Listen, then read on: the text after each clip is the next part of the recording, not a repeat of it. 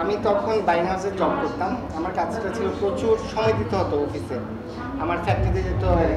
তখন ওটা পাশাপাশি কিন্তু আমি ওর পড়ালেখাতে, ওর অ্যাসাইনমেন্ট সব কিছুতে কিন্তু আমি সময় দিতাম, যেহেতু আমার দুটো বাচ্চা আছে। তো আমার এমন হতো যে আমি রাতে 10টা পর্যন্ত অফিস করেছি, আবার 10টা থেকে ওর অ্যাসাইনমেন্ট, ওই ইংলিশে অনার্স করেছে স্ট্যানফোর্ড ইউনিভার্সিটি থেকে, ওইগুলো আমি সায়েন্সের স্টুডেন্ট তারপর পড়তাম। তখন আমি চিন্তা করতাম যে বাংলাদেশের প্রতিটা মেয়ে উচিত, হাজব্যান্ড যাই হোক না কেন, ওকে নিজে পায়ে দাঁড়াতে হবে। তা আমি সবসময় তো বলতাম যে তোমাকে নিজে পায়ে দাঁড়াতে হবে। তো আমি ওকে পড়ালেখার পাশাপাশি ওকে সেলাই মেশিন কিনে দিয়েছিলাম, আরো অনেক কিছু কিনে দিয়েছি। আমাদের জার্নিটা অনেক লম্বা, যেটা আপনারা দেখছেন এখন। যে তো যখন দেখলাম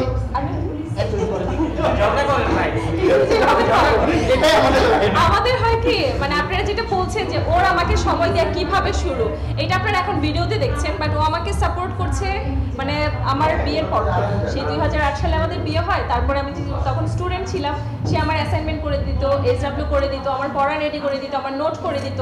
তো তখন তো আমরা আসলে ভিডিও করতাম না, তো ওর সাপোর্টটা শুরু থেকেই ছিল। আর এই ভিডিওর সাপোর্টটা যেটা হয়েছে, মানে আমার কোনো একটা ভিডিওতে হয়তো একটা ক্যারেক্টার লাগবে, তো আমি বলছি আমাকে মেল ক্যারেক্টার লাগবে, ছেলে ক্যারেক্টার লাগবে। তখন সে আচ্ছা কী ক্যারেক্টার, আমি ওকে বললাম আমি করছি। দেন সে ওইটাও একটা সাপোর্ট, যেটা মেল ক্যারেক্টার লাগবে, আচ্ছা আমি তোমার ওই ক্যারেক্টার খুঁজছি। তো সেইভাবে করে হচ্ছে আসা। আপনাদের কন্টেন্টগুলোতে দেখা যায় প্রচুর কাজ করে, বাস্তবে কি এত কাজ করে বাসায়? না, একদমই না। হচ্ছে কি, আপনারা যেটা বলছেন যে বিড়াল নাই এখন, আমার নামই তো পুচির মা, আমার প্রতিটা কন্টেন্টেও আছে, কারণ আমি পুচির মা। পুচি হচ্ছে আমার বিড়াল, আমার মেয়ে। তো ওর মা যেহেতু আমি, সোকে স্কিপ করার তো কোনো কারণই নাই, তাই না? তো আসলে পুচিদের ভবিষ্যতের কথা ভেবেই হচ্ছে আমি এখন অন্য কোথাও মনোযোগ দিচ্ছি। আমরা এখন যে আপনারা যে দেখতে পাবেন যে আমাদের সব গ্রামের ভিডিও, তার প্রধান কারণ হচ্ছে গ্রামে আমরা একটা জমি নিয়েছি, যেখানে আমরা 18টা বিড়াল শহরের মধ্যে ছোট ছোট রুমে রাখতে হয় একটা অ্যাপার্টমেন্টে। আমাদের খুবই ইচ্ছা হচ্ছে ওরা একেবারে মুক্তভাবে করা, সেখানে আমরা একটা মোটামুটি ওদের জন্য প্রমাণস্বরূপ একটা জায়গা কিনেছি গ্রামে, সেখানের মধ্যে ওদের জন্য ঘর বাড়ি করবো বলে গ্রামে মূলত।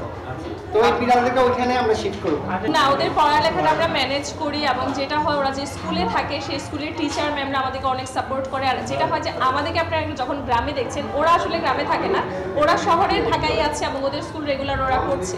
দেখে মনে হতে পারে যে ওরা আমাদের সাথে থাকছে। পুচির মা কেন বলেন? পুচি আছে বলেই পুচির মা বলো।